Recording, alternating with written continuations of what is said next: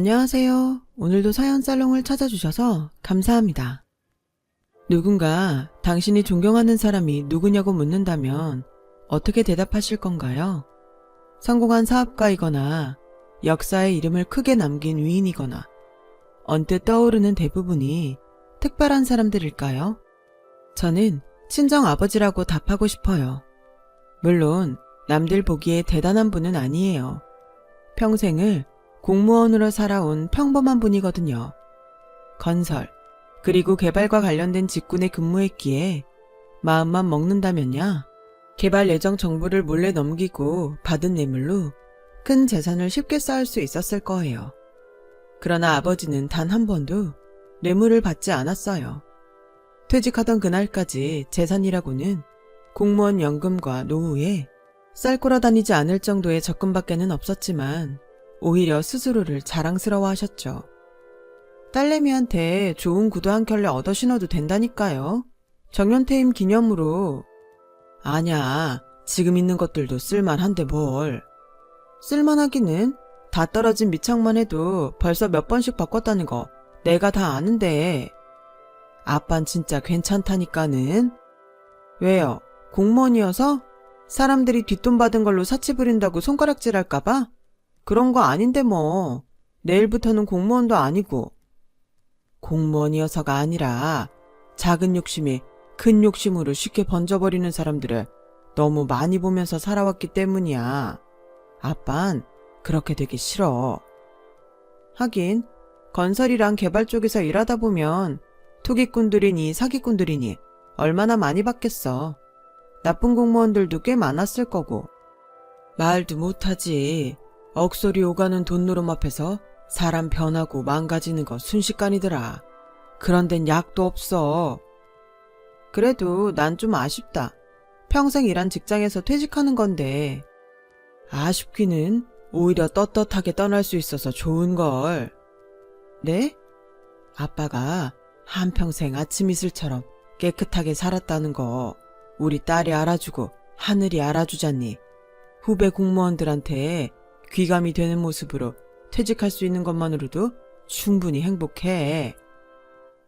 정년퇴임 이후에도 아버지는 그 흔한 부동산 재테크 같은 건 일절 손도 대지 않았어요. 업무상 알고 있는 정보들이 워낙에 많은 탓에 혹시 자신도 모르는 사이에 그 정보들을 불법적으로 이용하게 되지는 않을까 걱정이 된다면서요. 하지만 되려 엉뚱한 사람이 부동산 재테크에 시선을 사로잡혀버리고야 말았어요. 평범한 가정주부인 시모였죠. 시모의 주식 중독 증세 얘기를 처음 듣게 된 순간 제 머릿속에는 딱 이런 생각이 들었어요. 우리 아버지는 청년 결백한 것도 모자라서 상견지명까지 있었던 걸까? 왜냐면 시모가 부동산에 욕심을 내기 시작한 계기가 바로 친정아버지가 퇴임식 날 저에게 해주었던 얘기와 똑같았거든요. 억소리 오가는 돈누름 앞에서 사람 변하고 망가지는 건 순식간이라고. 그런 데는 약도 없다고. 시모의 시작은 질투였어요. 촌동네 농사꾼이던 시모가 근근히 겨우 먹고 살 만큼 논농사를 지어오던 땅에 덜컥 신도시가 들어섰는데요.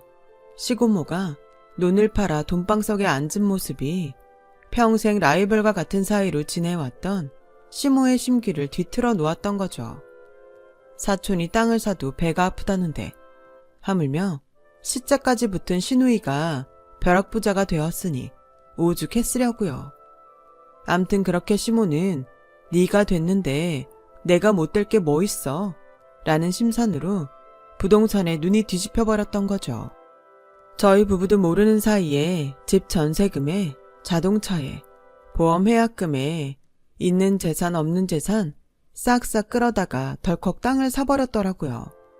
결과는 뭐 당연히 손에만 퍽퍽 쌓여갔죠. 제대로 준비된 것도 없이 무작정 뛰어든 투자가 제대로 될 리가 없잖아요. 어쩌면 그때까지만 해도 만회할 수 있었을 거예요. 당장의 손해가 속은 쓰릴지언정 거기서 멈췄더라면 시모가 주식 중독처럼 부동산 중독까지 되는 일은 없었을 거라고요. 하지만 시모는 손해가 쌓일수록 부동산에 더 집착하기 시작했어요. 이제 바닥을 찍었으니 곧 하늘 뚫을 날이 있을 거다. 뭐 그런 생각이었던 것 같아요. 시모가 그렇게 되기까지 저희 부부는 뭘 했냐고요? 지금이야 다 지난날의 사연이니까 이렇게 적지만 당시 저희는 시모의 일을 까맣게 모르고 있었어요. 저희가 그 일을 알게 된 건 시모가 어느 날 갑자기 저희 아파트에 찾아오면서부터였으니까요. 연락을 미리 주셨더라면 둘 중 하나라도 마중을 나갔을 텐데요.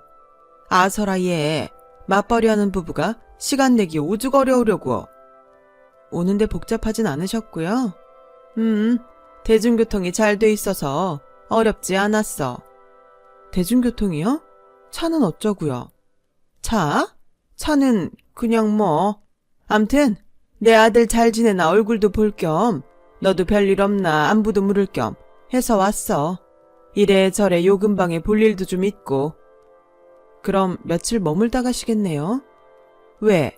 혹시 불편하니? 불편하긴요. 이부자리 준비해드릴 테니까 마음 편히 지내세요. 그렇게 며칠 저희 아파트에 머물게 된 시모는 새벽같이 나갔다가 밤 늦게서야 지치고 얼빠진 모습으로 돌아오기 일쑤였어요.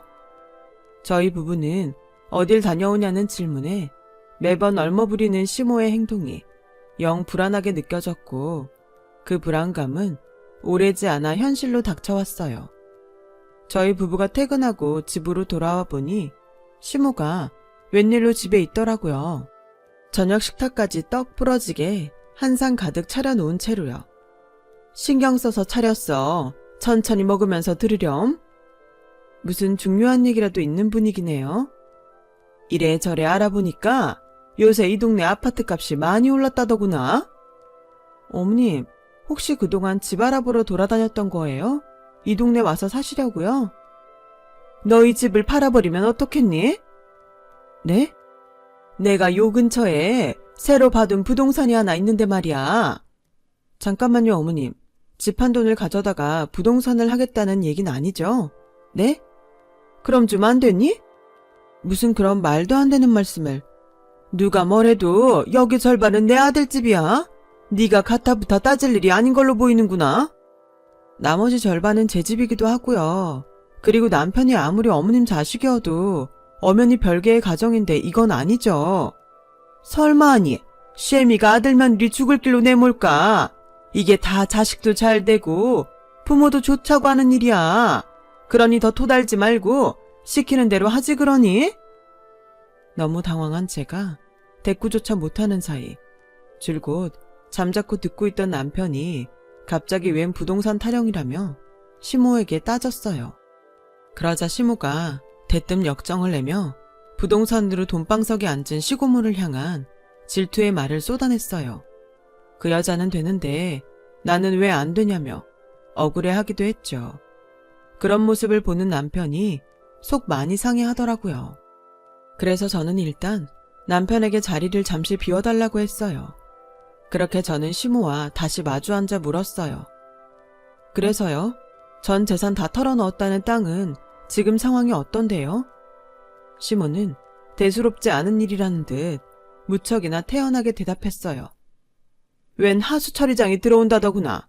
들어온다던 아파트는 안 들어오고. 죄송한데요, 어머님. 그거 지금 아무렇지도 않게 할 만한 얘기가 아니에요. 그러면 울고불고 오열이라도 할까? 나 아직 안 망했어. 그런 뜻이 아니라 이러고 있을 시간에 1분이라도 빨리 발 빼야 한다는 소리라고요. 누구 좋으라고 발을 빼? 내가 빠져나간 자리 치고 들어올 연놈들 좋으라고? 넌 배울 만큼 배웠다는 애가 어쩜 그렇게 생각이 없니? 원래가 부동산이라는 게 손해는 더 큰 돈으로 메꾸는 거야. 손해나면 돈 빌려다가 메꾸고 또 손해나면 또 메꾸고 그 다음엔요. 그러다 대박이 터지는 거지. 하수처리장 들어온다면서요. 누가 봐도 지하 끝까지 뚫고 들어갈 것 같은데요. 그래서 돈 해놓으라잖아. 이 집 한 돈으로 다른 부동산에 투자할 거라잖아. 냅다 고함을 질러대는 시모의 모습은 제정신이 아닌 사람 같더라고요. 마치 화투에 중독된 도박꾼처럼. 그럴수록 더더욱 시모의 욕심을 초장에 딱 잘라내야만 했어요. 분명하게 말하는데요. 집 못 내드려요. 그리고 부동산에 투자한 돈 당장 회수하세요. 정말 큰일 나는 수가 있으니까. 그럼 전세를 놓으면 되겠구나. 어머님, 일단 전세부터 놓고 당분간 너흰 어디 원룸 같은 데서 지내고 있어. 가져간 전세금 원금에 웃돈까지 왕창 얹어서 금방 갚아주마. 시엠이 믿어도 돼. 그때 문 밖을 서성이며 시모의 말을 듣고 있던 남편이 왈칵 뛰쳐 들어오며 소리쳤어요. 우리가 이 집을 어떻게 마련했는데 직장이랑 연계된 대출금까지 끼고서 겨우 마련한 집이라는 거 엄마도 다 알잖아. 근데 그걸 가져다가 부동산에 넣겠다고요? 차라리 화투판을 다니겠다 그러지 왜? 정치비 아까우면 너희들 퇴직금이라도 미리 땡겨서 받아 가져오거라. 정신 좀 차려. 며느리 보는 앞에서 부끄럽지도 않아? 하나 있는 자식 마음까지 다 헤집어가면서 그놈의 가망도 없는 부동산에 목을 매야겠냐고. 이쯤에서 포기하는 게 맞는 거잖아. 그렇게는 못하겠다. 지금껏 손해본 내 돈이 아까워서라도 포기 못하겠고 네 고모처럼 돈방석에 앉고 싶어서라도 부동산으로 꼭 성공할 거야. 그렇게 남편과 심하게 다투던 시모는 밥상까지 때려 엎어버렸고 보다 못한 저는 시모를 집으로 돌려보내며 다시 한번 냉정하게 경고했어요. 투기꾼들이 난무하는 부동산판에 비전문가가 끼어들기에는 너무 위험한 일이죠. 제대로 된 준비도 없이 투자하는 부동산은 절대 반대니까 다시는 그런 말도 안 되는 얘기로 저희 찾아오지 마세요. 아무런 기대도 하지 말고요.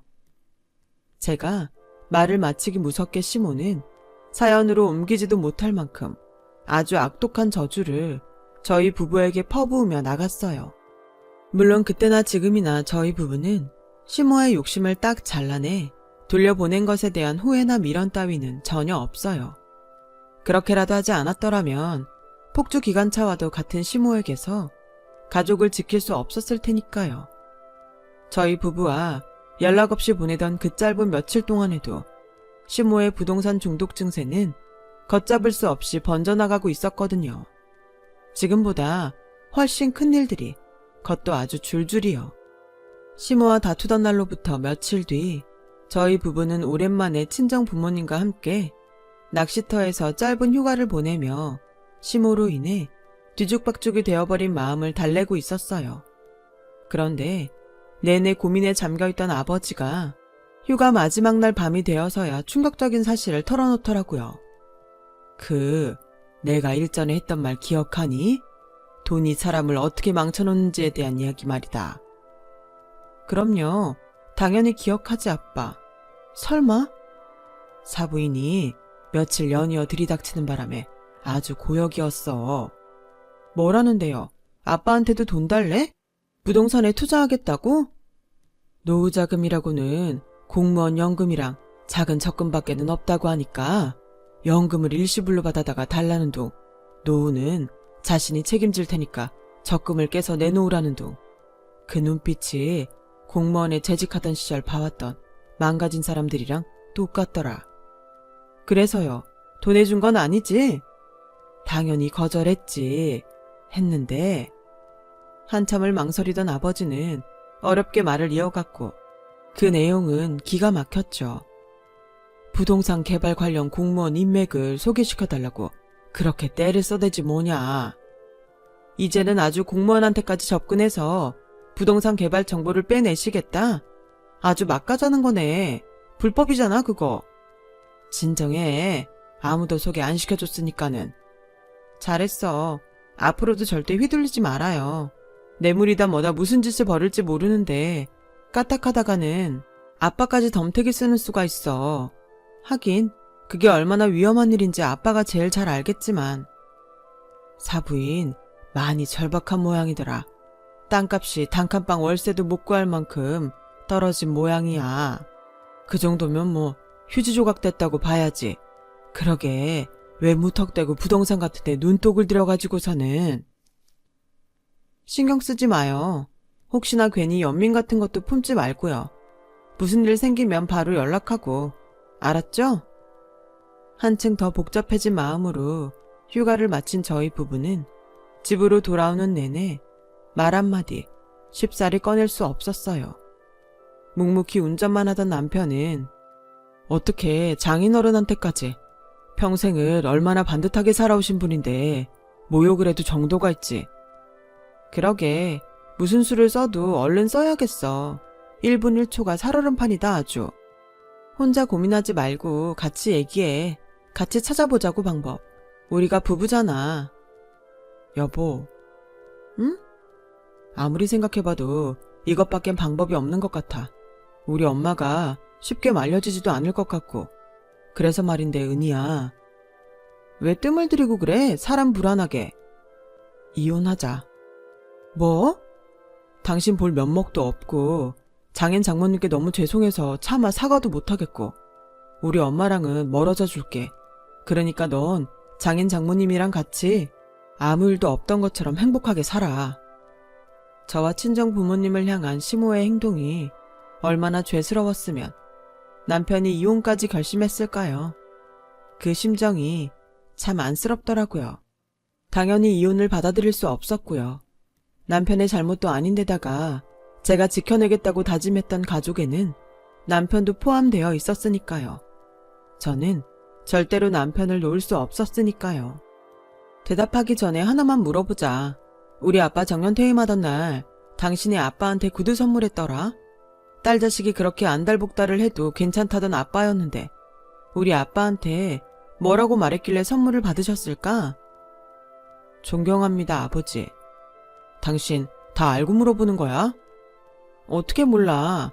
아빠가 나한테 얼마나 자랑을 했는데 아들내미 생겼다고 아들내미한테 존경받는 아비가 되었으니 세상 올바르게 살아온 보람이 있다라고. 그 얘기 들으면서 내가 무슨 생각했는 줄 알아? 아, 이 인간 나랑 우리 부모님을 너무 사랑하는구나. 아니야? 이혼? 좋아. 해. 하자고. 근데 나랑 우리 부모님을 지켜주기 위한 이혼이라면 그러지 마. 그건 날 위하는 게 아니니까. 그날 그렇게 사랑을 확인한 저희 부부는 가까스로 이혼 위기를 넘길 수 있었지만 시모에 대한 어떠한 대응책을 마련할 여유조차 주어지지 않았어요. 이튿날 휴가 동안 밀린 업무를 처리하느라 분주한 저에게 걸려온 한 통의 전화. 아버지 후배 공무원이 전한 소식이었어요. 시모가 결혼식 하객 리스트를 이용해 개발 관련한 공무원들을 찾아다니고 있다지 뭐예요. 어떻게든 막아야만 했죠. 급히 갔습니다. 시모가 있다는 시청으로요. 아니나 다를까 제 걱정은 또 현실이 되었어요. 시모가 시청에서 난동을 부리고 있었으니까요. 시모의 한마디 한마디마다 친정 아버지의 이름이 꼭 끼어 있었으니까요. 치가 떨리더라고요. 친정 아버지의 소개로 왔다면서 공무원 나오라며 객기를 부렸고 만나주지 않는다면 이 자리에서 혀를 깨물겠다고 하더군요. 자꾸 일하면 경찰 부를 수밖에 없다며 제지하는 신청 공무원에게도 친정 아버지의 이름을 들먹여가면서 손찌검이라도 할 듯 거들먹거렸어요. 퇴임한 선배 공무원의 사돈을 몰라봐서 기분이 나쁘다나 뭐라나. 마침 저의 연락을 받은 남편이 헐레벌떡 도착했고 저희 부부는 난동을 부리는 시모를 가까스로 주차장까지 끌고 나왔는데 성공했지만 이미 제정신이 아닌 시모는 아들이고 나발이고 손찌검까지 해가며 아나무인이었어요. 저는 그런 시모에게 진짜 이래야겠어요? 꼭 이렇게까지 해야겠냐고요. 지켜보는 아들 가슴은 어떨 것 같으세요? 그 욕심 때문에 사돈 얼굴에 먹칠까지 해야 속이 시원하겠냐고요. 전 재산이 휴지만도 못한 꼴이 되게 생긴 판에 뭔 짓을 못할까? 지금 누가 누굴 원망해요. 남편도 저도 부동산 하라고 등 떠민 사람 아무도 없어요. 오히려 말렸죠. 당장 발 빼라고 했을 때 말 들었으면 이 지경까지 올 일도 아니었고요. 그때 너희 연놈들이 집 한 돈을 보태줬더라면 이런 일 없었어. 연놈들이요? 지금 자식 내외한테 연놈들이요? 그래, 이기적인 연놈들아. 너희들 집 한 돈으로 목 좋은 부동산에 새로 투자를 했더라면 내 전 재산 손해보는 것도 진즉에 메꾸고 남았다고. 메꾸기만 했겠어? 애저녁에 돈방석에 앉아도 한참 전에 앉았어. 왜 말이 없어? 이제야 후회되니? 아, 그때 시어머니 말씀을 잘 들을 걸 하고? 그럼 이거 사. 당장 가서 돈 가져와. 집을 팔든 퇴직금을 땡겨받든 돈 가지러 가는 길에 사돈 양반이랑 약속도 좀 잡아놓고 이놈의 공무원들 만나보려면 기어코 사돈까지 대동하고 와야 할 모양이야. 싫다면요. 아무것도 못하겠다면요. 부모 자식이고 나발이고 호적에서 확 파주랴? 멀쩡한 남편 전에 고아 신세 만들기 싫으면 돈 챙기고 사돈이랑 약속 잡아서 연락해. 저런 상태의 시모를 어떻게 해야 하나 전전긍긍 고민해봐도 대책이 서질 않았죠. 그런데 뜻밖에도 친정아버지가 슬그머니 다가와 저에게 한 가지 지혜를 귀뜸해 주었어요. 직접 한번 보게 만들어주면 어떠니? 뭘요? 변한 사부인의 지금 자신의 모습이 얼마나 추악한지를 말이야.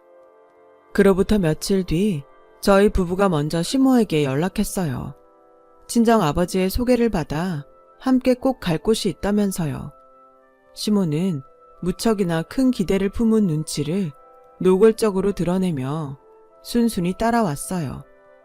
차를 타고 한참을 달려 마침내 도착한 어느 지방은 공사장인지 황무지인지 아무튼 사방으로 보이는 것이라고는 모래밭뿐인 곳에는 컨테이너 박스 하나가 덜렁 자리에 있었어요. 공인중개사 사무실이었죠. 그날의 자리를 부동산 개발 정보를 넘겨받는 자리라고 착각해서였을까요? 순간 시모의 얼굴에 화색이 돌더라고요. 그런데 사무실로 들어서기가 무섭게 뜨악스러운 풍경이 눈앞에 펼쳐졌어요.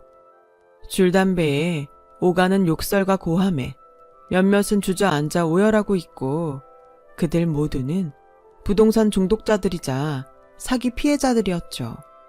황무지나 다름없는 그곳에 대규모 오피스 단지가 들어선다는 소문 하나만 믿고 준공도 되지 않은 땅에 알바기를 시도하다가 패가망신하게 생겼다더라고요. 그 와중에도 전화통을 붙들고 제발 돈 좀 빌려달라며 허세를 부리거나 애걸복걸하는 중독자들의 모습마저 눈에 띄었죠. 섣부른 부동산 투자로 인생 나락행 직전까지 몰렸음에도 아무것도 깨우치지 못한 채로 돈만 있다면 다음 투자는 반드시 성공할 수 있으리라는 근거 없는 자신감 하나만 가지고요. 마치 그동안 저희 가족을 괴롭혀왔던 시모의 모습처럼 말이죠. 아마도 친정아버지는 시모에게 그걸 보여주고 싶었던 모양이에요. 자신과 똑같이 망가져버린 부동산 중독자들의 모습을 보면서 시모 스스로 잘못을 깨닫고 참회하기를 바랐던 거예요. 그제야 친정아버지의 깊은 뜻을 헤아리게 된 저는 멍하니 벙찐 채로 중독자들을 바라보고 있는 시모에게 말했죠. 잘 생각해 보세요. 저 사람들이 자신들의 돈만 가져다가 날려먹었을까요? 아니요. 묻지마 투자의 말로야 뻔하죠. 자식 며느리, 사돈의 팔촌, 마지막은 사채까지 겁도 없이 끌어다 썼다는 거. 저 사람 가족들은 참 속 많이 썩었겠구나 한심하고. 저희도 그랬어요. 어머님 때문에 속 많이 썩었다고요. 아니 그렇게 되고도 남았겠죠. 이제 저희 마음을 좀 아시겠어요?